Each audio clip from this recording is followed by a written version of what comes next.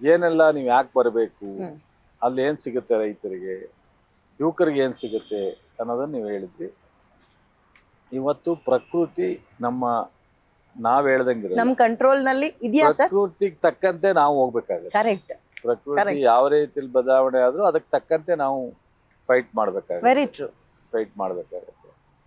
ನಾವು ಅಲ್ಲಿ ಸಂಪೂರ್ಣವಾಗಿ ಸಂಸ್ಕರಣೆ ಮಾಡ್ತಕ್ಕಂಥದ್ದು, ಮೌಲ್ಯವರ್ಧನೆ ಮಾಡ್ತಕ್ಕಂಥದ್ದು, ಬ್ರ್ಯಾಂಡಿಂಗ್ ಮಾಡೋದು, ಮಾರುಕಟ್ಟೆ ಅಲ್ಲಿವರೆಗೂ ಅದನ್ನ ನಾವು ಅಲ್ಲಿ ಅರಿವು ಮೂಡಿಸ್ತೀವಿ, ಪರಿಚಯಿಸ್ತೀವಿ. ಪೂರ್ಣ ಪ್ರಮಾಣದಲ್ಲಿ ಬೆಳೆಯುವಂತ ಪದಾರ್ಥವನ್ನ ಸೋಯಿಂಗ್ ಇಂದ ಹಿಡಿದು ಹಾರ್ವೆಸ್ಟ್ ನಂತರನೂ ಸಹ ನೀವು ಲಾಭವನ್ನ ಹೆಂಗೆ ಪಡೀಲಿಕ್ಕೆ ಸಾಧ್ಯ ಅನ್ನೋದ್ರ ಬಗ್ಗೆ ಹೆಚ್ಚು ಮಾಹಿತಿಯನ್ನ ನಾವು ಕೊಡ್ತೀವಿ. ಜೊತೆಗೆ ಮಾರ್ಕೆಟ್, ಕಳೆದ ಬಾರಿ ನಾವು 5ಕ್ಕಿಂತ ಹೆಚ್ಚು ಹೊರದೇಶಗಳು ಭಾಗವಹಿಸಿದ್ರು. 25 ರಾಜ್ಯದವರು ಇಲ್ಲಿ ಭಾಗವಹಿಸಿದ್ರು. ಅನೇಕ ವಹಿವಾಟ 180 ಕೋಟಿಗೂ ಹೆಚ್ಚು ಈ FAOಗಳು, ಸಂಸ್ಕರಣಾ ಘಟಕಗಳು, ಸೊ ಇವ್ರದ್ದೆಲ್ಲ ಅಗ್ರಿಮೆಂಟ್ ಮಾಡ್ಕೊಂಡು ವಹಿವಾಟವನ್ನ ಬೆಳೆಸ್ಕೊಳ್ಳೋದಕ್ಕೆ, ಕನೆಕ್ಟ್ ಮಾಡೋದಕ್ಕೆ ಸಕ್ಸಸ್ ಆಗಿದ್ರು ಕಳೆದ ಬಾರಿ. ಈ ಬಾರಿ ಬಹುಶಃ ಅದಕ್ಕಿಂತ ಹೆಚ್ಚು 300ಕ್ಕೂ ಹೆಚ್ಚು ಸ್ಟಾಲ್ಗಳನ್ನ ಅಲ್ಲಿ ಪ್ರೊವೈಡ್ ಮಾಡ್ತೀವಿ. ಮತ್ತು ಹೊರದೇಶದವರು ಬರ್ತಾರೆ, ನಮ್ಮ ರಾಜ್ಯದವರು ಬರ್ತಾರೆ. ಅನೇಕ ಮಾರುಕಟ್ಟೆಯ ಒಂದು ಸೌಲಭ್ಯ, ಸಂಪರ್ಕ ಸಿಗುವಂಥ ಅವಕಾಶ ಹೆಚ್ಚಿದೆ.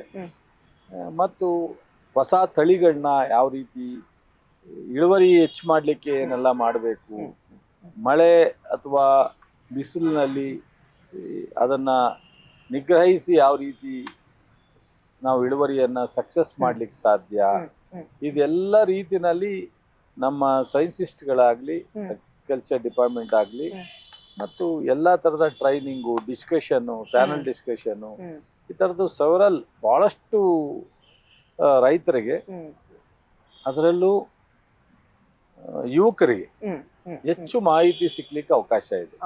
ಈಗ ಟೆಕ್ನಾಲಜಿನ ಕಲೀಲಿಕ್ಕೆ ನೀವು ಸ್ಕೂಲ್ಗೆ ಹೋಗಿ, ಕಾಲೇಜ್ಗೆ ಹೋಗಿ ಅಂತ ರೈತರಿಗೆ ಹೇಳಕ್ಕಾಗಲ್ಲ ನಾವು. ಸೊ ಬಂದು ಇಂಥ ಕೃಷಿ ಮೇಳಗಳನ್ನ ಅಟೆಂಡ್ ಮಾಡಿ. ಹೌದೌದು.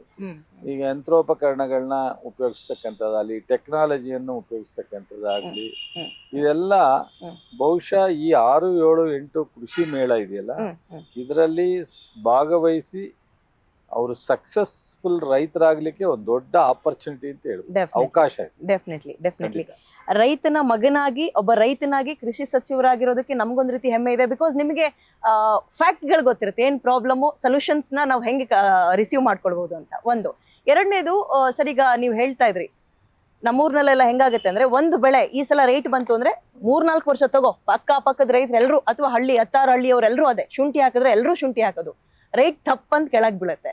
ಸೊ ಮುಂದಕ್ಕೆ ಏನ್ ಮಾಡ್ಬೇಕು ಅಂತ ಗೊತ್ತಾಗಲ್ಲ, ಅಗೇನ್ ಸಾಲ ಅಂತ ಕಣ್ಣೀರ್ ಹಾಕ್ತಾರೆ. ಸೊ ಇದ್ರ ಬಗ್ಗೆ ನಿಮ್ಮ ಅಭಿಪ್ರಾಯ? ಇಲ್ಲ, ಅದು ರೈತರದ್ದು ಮಾಮೂಲಿ ಆಗಿದೆ.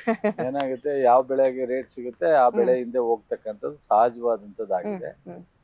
ಬಟ್ ಆಲ್ಟರ್ನೇಟ್ ಬೆಳೆ ಬೆಳಿಲೇಬೇಕಾದಂಥ ಪರಿಸ್ಥಿತಿ ನಮ್ಮ ಎದುರುಗಡೆ ಆಗ್ಬಿಟ್ಟಿದೆ. ಈಗ ಒಂದೇ ಬೆಳೆನ ಲಾಭ ಸಿಗುತ್ತೋ ಸಿಗಲ್ವೋ ಅನ್ನೋದಕ್ಕಿಂತ ಹೆಚ್ಚಾಗಿ, ಒಂದು ನೆಲದಲ್ಲಿ 3 ವರ್ಷ 4 ವರ್ಷ ಒಂದೇ ಬೆಳೆ ಹಾಕಿದ್ರೆ ನಿಮ್ಗೆ ಅದರಲ್ಲಿ ಹೆಚ್ಚು ಇಳುವರಿ ಸಿಗಲ್ಲ, ಮತ್ತೆ ರೋಗಗಳು ಜಾಸ್ತಿ ಬರುತ್ತೆ. ಆಲ್ಟರ್ನೇಟ್ ಬೆಳೆಗೆ ಹೋಗ್ಬೇಕು, 2 ವರ್ಷ ಅಷ್ಟೇ ಒಂದ್ ಬೆಳೆ ಎಕ್ಸ್ಪೆರಿಮೆಂಟ್ ಮಾಡ್ತಾ ಇರಬೇಕು ನಾವು, ಮಣ್ಣಿನ ಮೇಲೆ ಬೇರೆ ಬೆಳೆ ಹೋಗ್ಬೇಕಾಗುತ್ತೆ. ಅವಾಗ ಈಗ ನಾವು ರೋಗನೂ ಸಹ ಕಂಡುಹಿಡಿಲಿಕ್ಕೆ ಒಂದು ಈಸಾಪ್ ಅಂತ ಹೇಳಿ ಒಂದು ಆಪ್ ಅನ್ನ ಕಂಡುಹಿಡಿದೀವಿ. ಅದು ಬಹುಶಃ 15 ಲಕ್ಷಕ್ಕೂ ಹೆಚ್ಚು ರೈತರಿಗೆ ಅದು ಪರಿಚಯಿಸಿದ್ವಿ.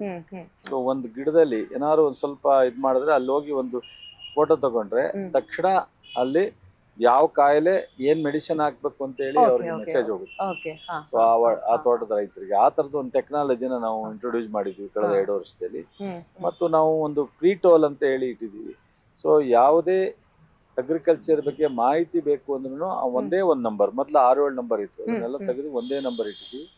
ಆ ನಂಬರ್ಗೆ ಫೋನ್ ಮಾಡಿದ್ರೆ ಎಲ್ಲಾ ತರದ ಮಾಹಿತಿ, ಸರ್ಕಾರದಿಂದ ಏನು ಸೌಲಭ್ಯ ಸಿಗುತ್ತೆ, ಯೂನಿವರ್ಸಿಟಿಯಿಂದ ಏನ್ ನಿಮ್ಗೆ ಮಾಹಿತಿ ಬೇಕು, ಮತ್ತು ಇವತ್ತಿನ ಈ ಒಂದು ಸಂದರ್ಭದಲ್ಲಿ ಈ ಒಂದು ನೇಚರ್ ಆಫ್ ಏರಿಯಾದಲ್ಲಿ ನಾವು ಏನು ಬೆಳಿಬೇಕು ಅಂದರೆ, ಯಾವ ರೀತಿ ಮಾರ್ಕೆಟ್ ಬಗ್ಗೆ ಅವ್ರಿಗೆ ಡೀಟೇಲ್ ಬೇಕು ಅಂದರೆ, ಇದೆಲ್ಲವೂ ಮಾಹಿತಿ ಸಿಗ್ತಕ್ಕಂಥದ್ದಕ್ಕೆ ನಾವು ಪ್ರೀಟೋಲ್ ಅಂತ ಹೇಳಿ ಮಾಡಿದ್ದೀವಿ. ಅದರಲ್ಲೂ ತಿಳ್ಕೋಬಹುದು. Guarantee news. ಸುದ್ದಿ ಖಚಿತ, ನ್ಯಾಯ ನಿಶ್ಚಿತ.